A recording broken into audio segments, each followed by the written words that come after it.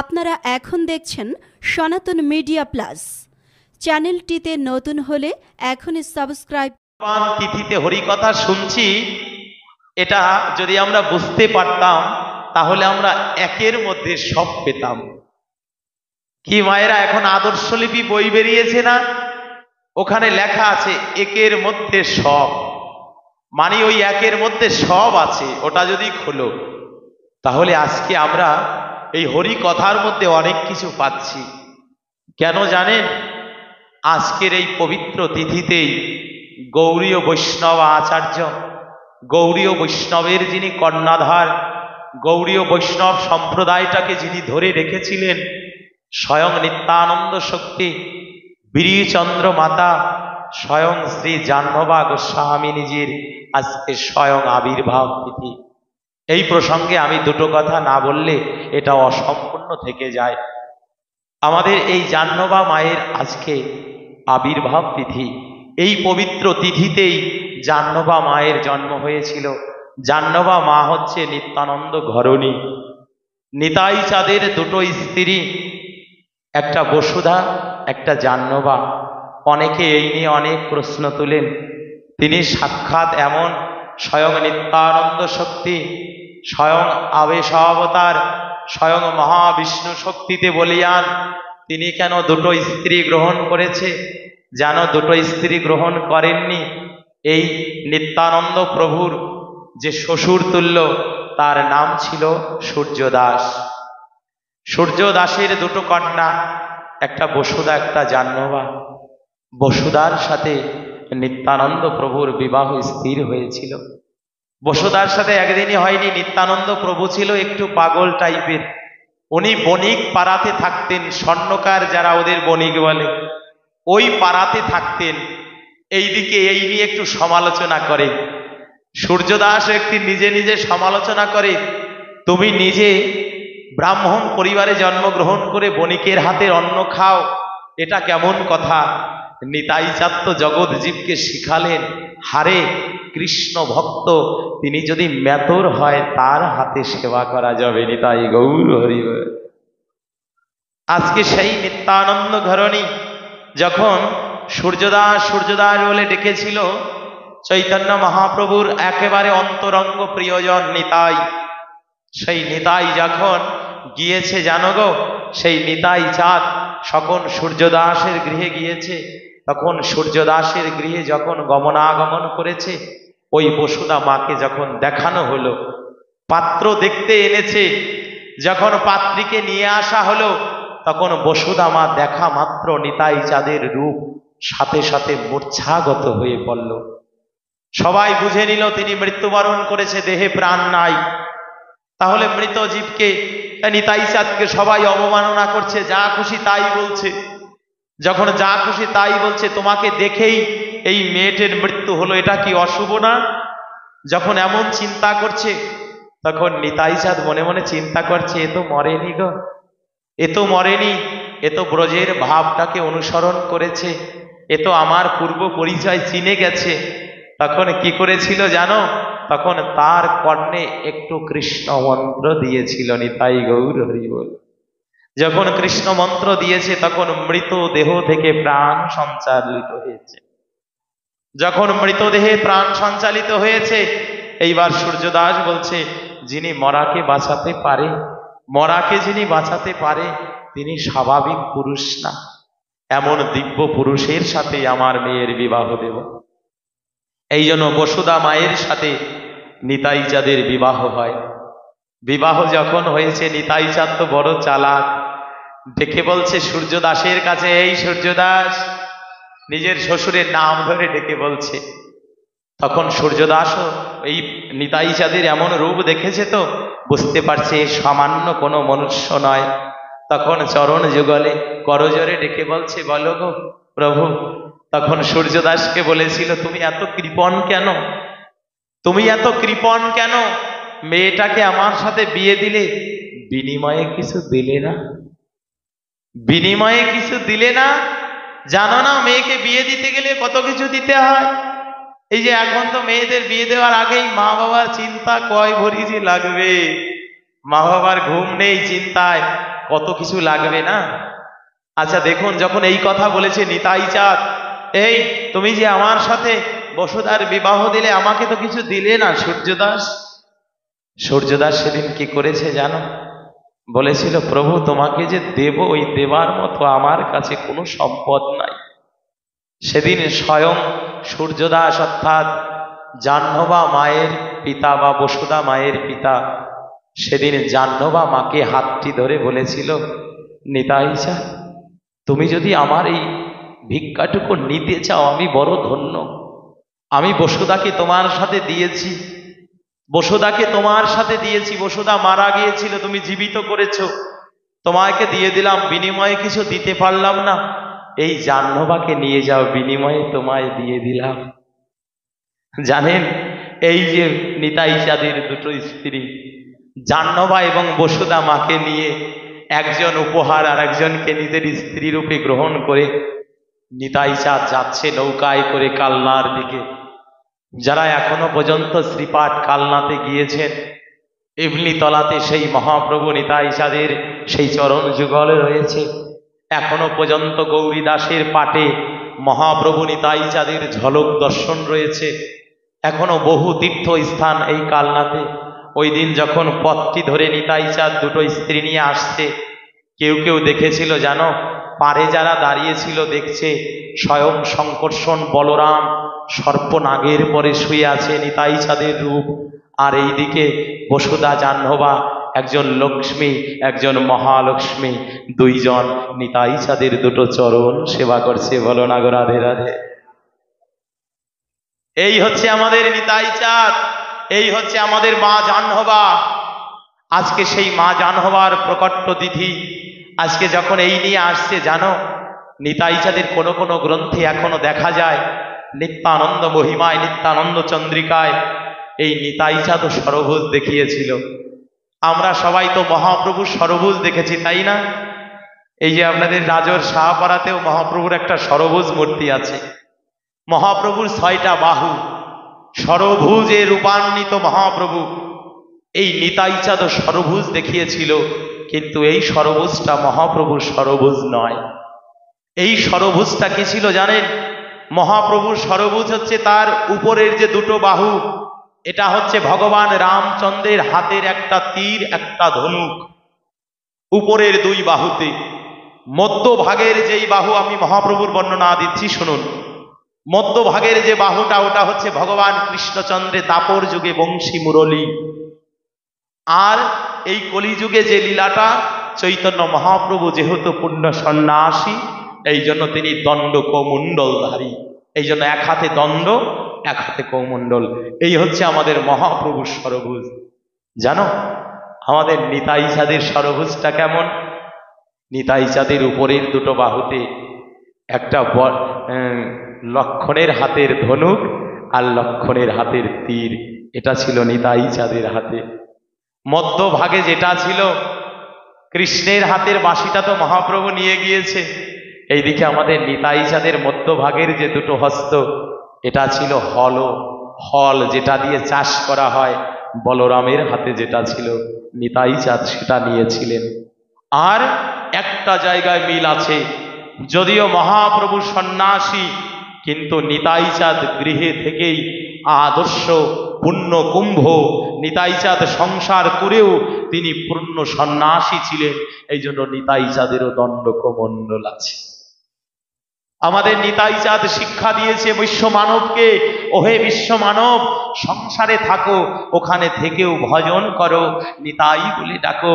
দিনন্তে যদি একবার নিতাই বলে ডাকতে পারো না, তবে এই জীবন ধন্য, তবে এই জীবন সার্থক। আমাদের বৃন্দাবনে শ্রীধাম ব্রজমণ্ডলে সিদ্ধ বাবাজি নামে এক মহন্ত ছিল। ওই সিদ্ধ বাবাজি মহারাজ যখন ছিল, সিদ্ধ বাবাজি মহারাজ বার্ধক্য বয়স নেমে এসেছে। একটু লীলাটি শ্রবণ করুন। বার্ধক্য বয়স বাবাজি মহারাজের। উনি যখন বয়স্কতার ভারে আর চলতে পারছে না, একদিন উনি স্থির করলেন, আমি নবদ্বীপে চলে যাব। যখন নবদ্বীপে আসবে, ব্রজবাসীরা সবাই ঘিরে ধরেছে। ও সিদ্ধ বাবা, তুমি কেন নবদ্বীপে যাবে? সারাটা জীবন বৃন্দাবনে ভজন করলে, সারাটা জীবন বৃন্দাবনে কাটালে, সারাটা জীবন রাধারানীর সেবা করলে, এখন শেষ বয়সে কেন নবদ্বীপ যাবে বলো? শেষ বয়সে কেন নবদ্বীপ যাবে? সিদ্ধ বাবা সেদিন দুটো নয়ন জল ছেড়ে দিয়ে বলেছিল, ব্রজবাসী শোনো, কেন আমি নবদ্বীপ যেতে চাই জানো? এটা বৃন্দাবন, এটা আলাদা কোনো জায়গা না, এটা বৃন্দাবন। এখানে ভগবান কৃষ্ণ গোপীগণদের সামান্য একটা মাটির ননির ভাণ্ড ভেঙেছিল। মাটির ননির ভাণ্ডটা ভেঙেছিল বিদায় মা যশোদা লাঠি নিয়ে পাশ থেকে ওপাশ পর্যন্ত দৌড়ে বেরিয়েছিল। গোপাল হয়তোবা একটা মাটির ভাণ্ড ভেঙে হয়তো ননি খেয়েছে, এই জন্য শাস্তি দিবে বিদায় মা যশোদা এক পাড়া থেকে অপর পাড়া পর্যন্ত তাড়িয়েছিল। এই বৃন্দাবনে অপরাধ করলে এই অপরাধ কোনোদিন ক্ষমা হয় না। ভগবান হয়েও, স্বয়ং গোপাল হয়েও এই অপরাধ ক্ষমা পায়নি। এই জন্য বৃন্দাবন ক্ষমার ভূমি না, এখানে অপরাধ করলে শাস্তি পেতে হয়। বলেছে বাবা তাহলে নবদ্বীপ কেন যাবে? নবদ্বীপ কেন যাবে? বৃন্দাবনে অপরাধ করলে শাস্তি পেতে হয় বললে নবদ্বীপে কেন যাবে? সেই দিন সিদ্ধ বাবা ডেকে বলেছিল, নবদ্বীপ কেন যাব জানো? কৃষ্ণ তো ভাণ্ডটা ভেঙেছিল, এই জন্য মা কত জায়গায় তাড়িয়েছে, কতবার লাঠি নিয়ে দৌড়ে তাড়িয়েছে, কতবার যষ্টি দ্বারা মেরেছে, কতবার সুতো দ্বারা বেঁধে রেখেছে, কতবার গৃহে বন্ধন করে রেখে দিয়েছে। আর নবদ্বীপ আমার চৈতন্য মহাপ্রভু, আমার সচী মায়ের নয়ন নীলমণি নিতাই চাঁদ গৌর চাঁদ, অনন্ত কোটি বিশ্ব ব্রহ্মাণ্ডের জীবের হৃদয়ে ভাণ্ডটাকে কৃষ্ণ প্রেমের যষ্টি লাঠি দ্বারা, নাম দ্বারা ভেঙে দিল। তারপরেও একবার সচীমা কোনদিন লাঠি দিয়ে তাড়ায়নি। দেখেছেন ভজনটাকে? দেখেছে একবার? বলেছে এতটা প্রত্যেকটা মানুষের দেহ ভাণ্ডটাকে কৃষ্ণ নাম দ্বারা, যষ্টি দ্বারা ভেঙে দিল, সকলের মনকে সুরমার করে দিল। তারপরেও আমাদের সচীমা একবারও নিমাইকে বলেনি, নিমাই তুই এই কাজ বন্ধ করে দে। কি বলবো বলে তো নি। উপরন্ত আমাদের মা বিষ্ণুপ্রিয়া সেদিন বলেছিল, প্রভু আমি তোমায় কথা দিলাম, তুমি আমার মুখ দেখতে চেও না, তুমি আমার মুখ দেখো না, তুমি আমার মুখ দেখলে তোমার সন্ন্যাস চলে যাবে, তুমি আমার মুখ দেখো না। কিন্তু আমার তোমার কাছে একটা বিনম্র প্রার্থনা, আমার তোমার কাছে একটা চরণে বড় একটা আকুতি আছে। আকুতিটা কি জানো প্রভু? তুমি কাঁদবে দেশে দেশে, আমি কাঁদবো ঘরে বসে, দুই কান্না একত্রে মিশে বহাবে প্রেমের বান। কলিহত জীবের তরে তুমি একবার দয়া করে শিখাইয়া যাইও হরি মন্ত্রের গান। তুমি কারোকে কৃপণ করো না, তুমি জগৎবাসীকে একটু কৃষ্ণ নাম দিয়েছে। এই জন্য জানেন, এই জন্য বলেছিল সিদ্ধ বাবা, নবদ্বীপ হেন গ্রাম ত্রিভুবনে নাই। কবিরাজ গোস্বামী পাদ বলছে, নবদ্বীপ হেন গ্রাম ত্রিভুবনে নাই, যেখানেতে অবতীর্ণ চৈতন্য গোসাই। এই জন্য আমি বৃন্দাবন ছেড়ে নবদ্বীপ চলে যাচ্ছি। জানো গো, নবদ্বীপে যতই অন্যায় করো, নবদ্বীপে যতই তুমি অন্যায় করো না কেন, যতই তুমি পাপ করো না কেন, যা কিছু করো না কেন, একবার দুটো বাহু তুলে হা নিতাই হা গৌর বলে যদি নবদ্বীপের ধুলার পরে গড়াও, তবে নিতাই তোমাকে করুণা করে দেবে, গৌর তোমাকে কৃপা করবে। এই জন্য আজকে সেই জাহ্নব বাবা স্বয়ং বৈষ্ণবের কর্ণাধার, এই গৌরীয় বৈষ্ণবের মাতা, গৌরীয় বৈষ্ণবের কুলতিলক, গৌরীয় বৈষ্ণবের নৌকাটার যিনি হাল ধরেছিল, উনি আমাদের জাহ্নব মা। আজকে তার প্রকট তিথি, আর একটা বিশেষ তিথি। দেখছো একের মধ্যে কত, আরেকটা বিশেষ তিথি ভগবান রামচন্দ্রের সহধর্মিণী মাতা সীতা ঠাকুরানীর আজকে আবির্ভাব তিথি। মাতা সীতা ঠাকুরানী জানকীর আজকে আবির্ভাব তিথি। জানো গো, সীতা শব্দটাই কোনোদিন দুঃখ ঘটে না, সীতা মানেই কোনোদিন দুঃখ যায় না। এখান থেকে তোমাকেও বুঝে নিতে হবে, যারা গোবিন্দের পথে থাকবে, যারা গোবিন্দের ভজন করবে, যারা ভগবানের পথে পথে ঘুরবে, ওদেরও কোনোদিন দুঃখ যাবে না, যন্ত্রণা যাবে না। জ্বালা দিয়ে পুড়িয়ে পুড়িয়ে ওদেরকে গোবিন্দ খাঁটি করে নিয়ে তার চরণ কমলে দিয়ে দেবে, তাদের দুঃখ যন্ত্রণা যাবে না।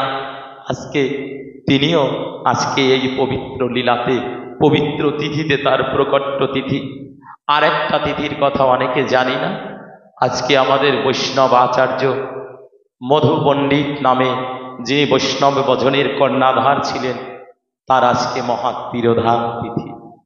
এই পবিত্র তিথিতে আমরা তাকেও হারিয়েছিলাম। পবিত্র তিথিতে অনেক পেয়েছি, কবু কিছু হারিয়েছি। যেন পাওয়া এবং হারানোর ব্যথাটুকু না ভুলে আমরা যেন ভজন পথে অগ্রগামী হই। এই জন্য এই পবিত্র তিথিতে যারা হরি কথা শুনছি, হরি ভজন করছি, একটু গোবিন্দের গুণকীর্তন শুনছি, তারা বড়ই আনন্দময়। আর এই জাহ্নবা মায়ের কথা এইটুকু বলে শেষ করা যাবে না। জানেন, বীরচন্দ্র হচ্ছে নিতাই চাঁদের পুত্র। 8টা ছেলে মেয়ে তার। সেই নিতাই চাঁদ প্রথম পুত্র বীরচন্দ্র। আজকে তিনি সেই মায়ের, যখন আমাদের এই বৈষ্ণব জগতের এই হাইলটাকে ধরবে, মহাপ্রভুর এই হরি নামটা জগতে বিতরণ করে দেবে, সেই দিন কিন্তু নারী হয়ে বসে থাকে নাই। এই জন্য সনাতন ধর্মের নারীকেও প্রাধান্য দেওয়া হয়। সনাতন ধর্মের নারীকে দেবী রূপে পূজা করা হয়। সনাতন ধর্মের নারীকে দেবীর স্থান দেওয়া হয়েছে। এই জন্য সেদিন মা জাহ্নবা যদি কাপড়টা না বেঁধে, মা জাহ্নবা যদি সেই মলিন বস্ত্রটা নিয়ে ঝাঁপিয়ে না পড়ত, হয়তোবা আমাদের এই পূর্ব আচার্যবৃন্দ আজকে আমরা তাদের পেতাম না। এই হচ্ছে মা জাহ্নবা, যিনি এই সমস্ত জীব জগতের কন্যাধার হয়ে এই নিতাই চাঁদের আদর্শটা ধরেছিলেন, গৌর চাঁদের আদর্শটা ধরেছিলেন। আমরা জানি প্রত্যেকটা মানুষ ঝড় যখন এসে যায় তখন ঘরে একটু খুঁটি লাগাতে হয়, না হলে ঘর টেকে না। ভজনের ঘরটা যখন ভাঙবার ভয়, সেদিন মা জাহ্নবা এসে ঘরটা তৈরি করে দিয়েছিল। এই জন্য আজকে মা জাহ্নবার সেই প্রকট তিথি। এই তিথিতে, পবিত্র তিথিতে আমরাও তার চরণ কমলে একটু প্রার্থনা রাখি, ওহে বৈষ্ণব ঘটনী মা, তুমি করুণা করো যেন বৈষ্ণবতা হৃদয় চিত্তটা থাকে, আর সাধুগুরু বৈষ্ণবের চরণে অনন্তকালের মতো শুদ্ধা ভক্তি থাকে। এই শক্তিটুকু তুমি দিও। তুমি তো নিত্যানন্দ ঘরণী নিতাই চাঁদের অপ্রাকৃত ভাব মাধুর্য দিব্য মূরতি, তুমি আমাকে এইটুকু করুণা করে দিও। কি বলবো জানেন, আমাদের নবদ্বীপে ধামেশ্বরে এখনো পর্যন্ত যে মায়েরা সেবা করে না, এই মায়েরা এখনো পর্যন্ত বিষ্ণুপ্রিয়া এবং মা জাহ্নবাকে স্মরণ করে সেবা করে। এরা কোনোদিন সেলাই বস্ত্র পরে মহাপ্রভুর ভোগ রন্ধন করে না। এখনো পর্যন্ত নবদ্বীপে ধামেশ্বর মন্দিরে যারা ভোগ রন্ধন করে, ওই মায়েরাও সেলাই বস্ত্র পরে না। মা জাহ্নবা সেলাই বস্ত্র কোনোদিন পরেনি। আমাদের স্বয়ং এই যে চৈতন্য মহাপ্রভুর যে অপ্রাকৃত অবয়ব, মা বিষ্ণুপ্রিয়া কোনোদিন এই বস্ত্র পরেনি। এই জন্য জানো, আমরা প্রত্যেকটা নারী মূরতি মায়ের রূপ। এরা যেমন মাতৃরূপে পূজা পেয়েছে, এরা এত কিছু না করেও এদের নিজেদের শালীনতা বজায় রেখেছে। আমরা যে মায়েরা আছি, নারী মূরতি আছি, আমরা আমাদেরটা যেন একটু সংযত রাখতে পারি। আমাদের দ্বারা যেন অন্য কারো ভজন নষ্ট না হয়, অন্য কারো চিন্তার যেন বিকার না ঘটে, এই দিকে তাকাতে হবে। প্রত্যেকে সেই সনাতনের শিক্ষা পাই, প্রত্যেকে জাহ্নবা মায়ের অপ্রাকৃত কৃপা হোক। যদি ওহে সাধুগুরু বৈষ্ণবজন আবার কোনোদিন কৃপা চলে আপনাদের সাথে দেখা হয়, সেদিন মা জাহ্নবা সম্বন্ধে আবার নতুন কোনো আলোচনা নিয়ে ফিরব। আজকে এই হরিকথামৃতের মধ্য দিয়ে সমস্ত সাধুগুরু বৈষ্ণবজন লীলা বিচ্যুতিতে যদি ত্রুটিপূর্ণ হয়ে থাকে, আপনারা সাধুগুরু বৈষ্ণবজন একটু ক্ষমা সুন্দর দৃষ্টিতে দেখবেন। কৃপা করে একটা প্রার্থনা আপনাদের চরণে, দেহে যতদিন আছে প্রাণ ততদিন যেন গাহিতে পারি মধুর কৃষ্ণ গুণগান, যেন মনুষ্য জীবনে কৃষ্ণ গুণগান গেয়েই জীবনটা কাটায়। ওহে সাধুগুরু বৈষ্ণবজন এবং আগত যে সম্মুখে তারক ব্রহ্ম মহানাম, এই নামের ধুলায় ধূসরিত যেন সবাই হতে পারি, নামের কৃপাটা যেন সবাই পায়, নামের কৃপা পেয়ে যেন নামের কৃপা পুষ্ট হই। আজকে এই হরিকথামৃতে এখানে বিশ্রাম রহিল। জয় জয় শ্রী গুরু শ্রীনিতাই গৌর প্রীতি প্রেমানন্দে হরি হরি বলো। হ্যাঁ, মৃদঙ্গ বাজিয়েছে।